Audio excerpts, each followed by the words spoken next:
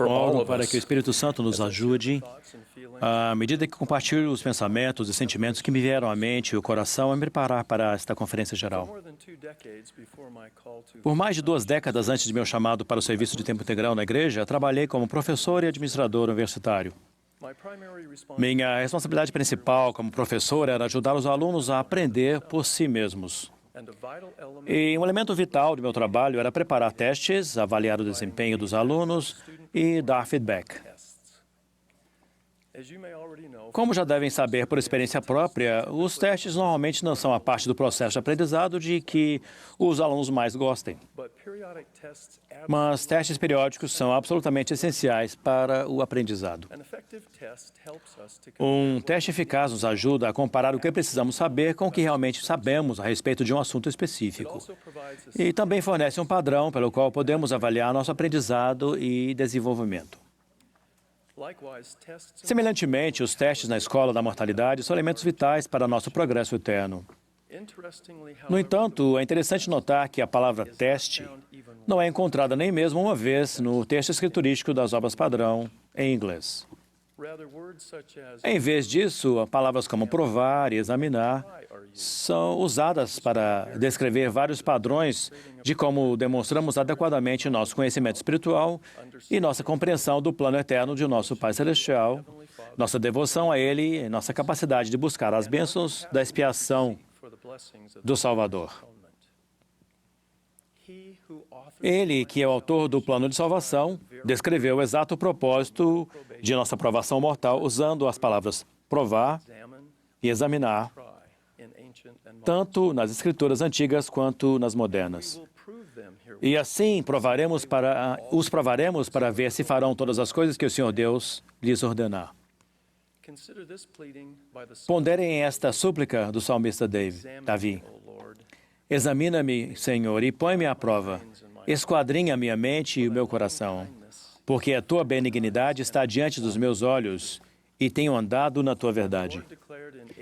E o Senhor declarou em 1833, portanto, não temais os vossos inimigos, pois decretei em meu coração, diz o Senhor, que vos provarei em todas as coisas, para ver se permanecereis no meu convênio, mesmo até a morte, para que sejais considerados dignos.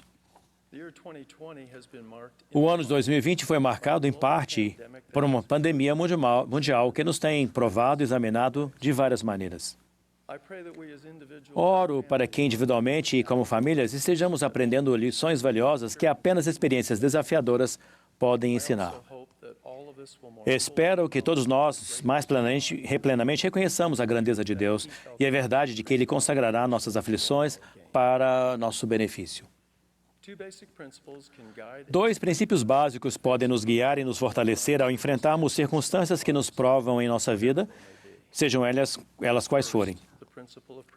Primeiro, o princípio da preparação e segundo, o princípio de prosseguirmos com firmeza em Cristo. Primeiro, preparação. Como discípulos do Salvador, somos ordenados a preparar todas as coisas necessárias e estabelecer uma casa. Sim, uma casa de oração, uma casa de jejum, uma casa de fé, uma casa de aprendizado, uma casa de glória, uma casa de ordem, uma casa de Deus. Também nos é prometido, se estiverdes preparados, não temereis. E para que escapeis ao poder do inimigo e vos unais a mim como um povo digno, sem mancha nem culpa. Essas escrituras fornecem uma estrutura perfeita para organizarmos e prepararmos nossa vida e nosso lar, tanto material quanto espiritualmente. Nossos esforços para nos preparar para experiências que nos provarão na mortalidade devem ser como os do Salvador, que gradualmente cresceu em sabedoria, em estatura e em graça para com Deus e os homens. Um equilíbrio de preparação intelectual, física, espiritual e social.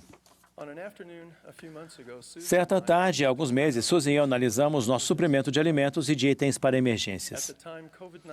Naquela época, a Covid-19 já se espalhava rapidamente e uma série de terremotos havia sacudido nossa casa em Utah. Desde o início de nosso casamento, temos nos esforçado para seguir o conselho profético sobre a preparação para desafios imprevistos. Assim, examinar nosso estágio de prontidão em meio ao avanço do vírus e aos terremotos pareceu algo bom e oportuno de fazermos. Queríamos saber quais eram nossas notas nesses testes inesperados. Aprendemos muito. Em muitas áreas estava tudo certo em nossa preparação. Em outras, no entanto, havia a necessidade de melhoria, porque não tínhamos nem reconhecido algumas necessidades especiais, nem cuidado delas oportunamente. Também rimos muito. Descobrimos, por exemplo, itens de nosso depósito de alimentos que foram armazenados por décadas em um esquecido armário. Para ser sinceros, ficamos com medo de abrir as caixas e verificar o que havia nelas, temendo desencadear uma nova pandemia. Mas podem ficar tranquilos porque já nos desfizemos corretamente dos materiais perigosos e o risco para a saúde mundial foi eliminado. Alguns membros da igreja podem pensar que planos de suprimentos de emergência, armazenamento de alimentos e kits para 72 horas não devem ser importantes, porque as autoridades gerais não têm falado enfaticamente sobre esses assuntos e outros relacionados a isso recentemente em conferência geral. Mas admoestações repetidas têm sido proclamadas pelos líderes da igreja por décadas.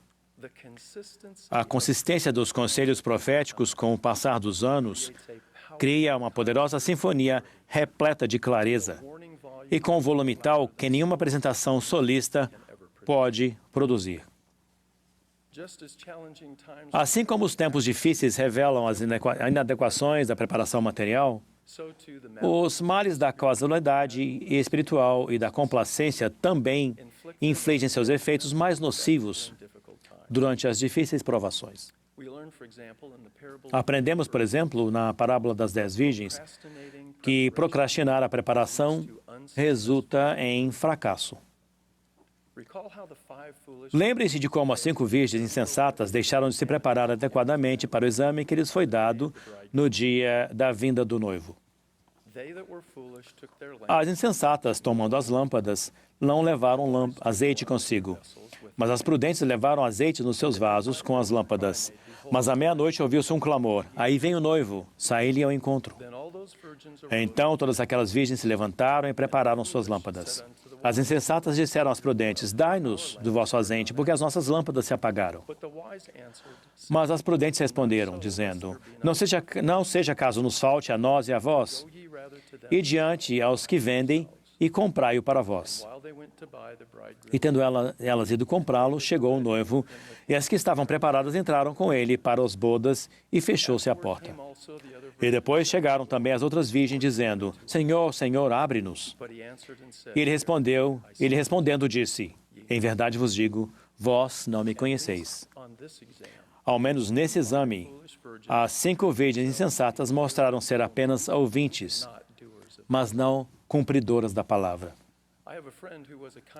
Tenho um amigo que foi um diligente aluno de direito. Durante o período de um semestre, Sam investiu todos os dias para revisar, resumir suas anotações e aprender com elas para cada curso em que estava matriculado. Ele seguiu o mesmo padrão para todas as suas aulas ao final de cada semana e mês. Seu método permitiu que ele aprendesse as leis e não apenas memorasse detalhes. Quando os exames finais chegaram, Sam estava preparado.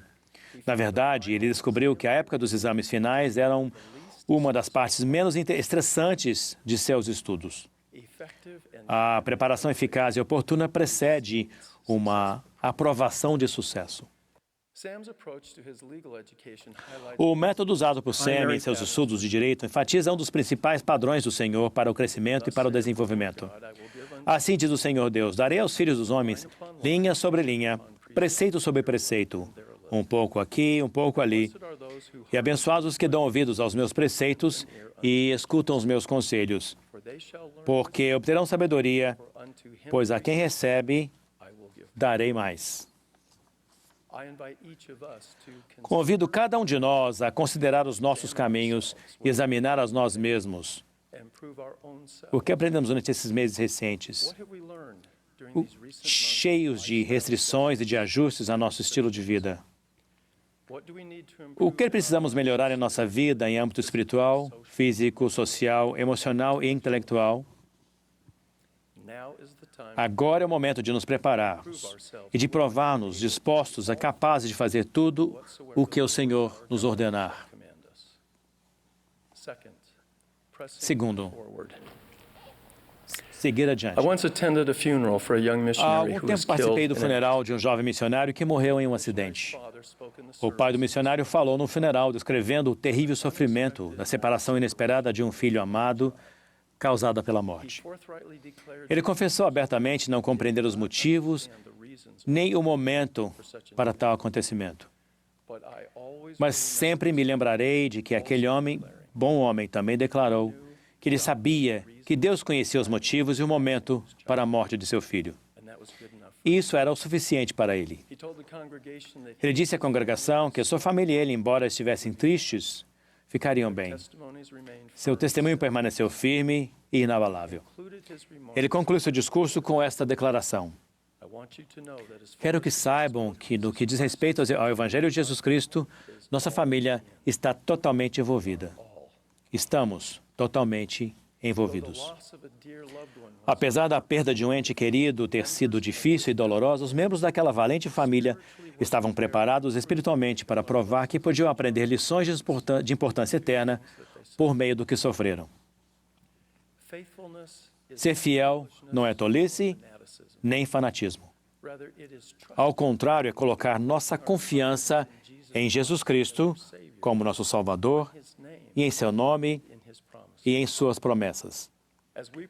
Ao prosseguirmos com firmeza em Cristo, tendo um perfeito esplendor de esperança e amor a Deus e todos os homens, seremos abençoados com uma perspectiva eterna e com uma visão que vai muito além de nossa limitada capacidade mortal. Receberemos a capacidade de nos reunir e permanecer em lugares santos e de não sermos movidos até que venha o dia do Senhor. Enquanto eu servia como reitor da Universidade de Brigham Young, Idaho, o elder Jeffrey R. Holland visitou o campus em dezembro de 1998 para falar em um de nossos devocionais semanais. Susan e eu convidamos o grupo de alunos para conversar com o elder Holland antes de ele dar sua mensagem. Perto do término de nosso tempo com ele, perguntei ao elder Holland: se você pudesse ensinar apenas uma coisa a esses alunos, o que seria? Ele respondeu: somos testemunhas de um momento cada vez mais acentuado em direção à oposição. Não podemos mais permanecer neutros, nós santos dos últimos dias. Não podemos mais ficar em cima do muro. Se permanecerem sobre a correnteza de um rio, sem dúvida irão a algum lugar. Simplesmente irão onde a correnteza os levar. Deixar-se levar, seguir a maré ou a correnteza, não vai funcionar. É preciso fazer escolhas. Não fazer uma escolha é uma escolha. Aprendam a escolher agora. A declaração do elder Holland sobre a crescente oposição se mostrou profética pelas tendências e pelos eventos sociais nesses 22 meses, desde que ele respondeu à minha pergunta. 22 anos. Prevendo o aumento da divergência entre os caminhos dos senhores do mundo, o elder Holland nos advertiu de que os dias em que se podia confortavelmente colocar um pé na igreja restaurada e outro no mundo estavam rapidamente ficando para trás. Esse servo do Senhor estava incentivando os jovens a escolher, a se preparar e a se tornar discípulos devotos do Salvador. Ele os estava ajudando a se preparar e a prosseguir por meio dos exames e das provas que as experiências lhes proporcionariam na vida. O processo de examinarmos a nós mesmos é parte fundamental do grande plano de felicidade do nosso Pai Celestial. Prometo que se nos prepararmos e prosseguirmos com fé no Salvador, todos poderemos receber a mesma nota no exame final da mortalidade. Bem-estar, servo bom e fiel. Sobre o pouco fosses fiel, sobre muito te colocarei. Entra no gozo do teu Senhor. Testifico que Deus, o Pai Eterno, é nosso Pai. Jesus Cristo é seu Filho unigênito e vivo, nosso Salvador e Redentor. Presto testemunho dessas coisas com alegria, no sagrado nome do Senhor Jesus Cristo. Amém.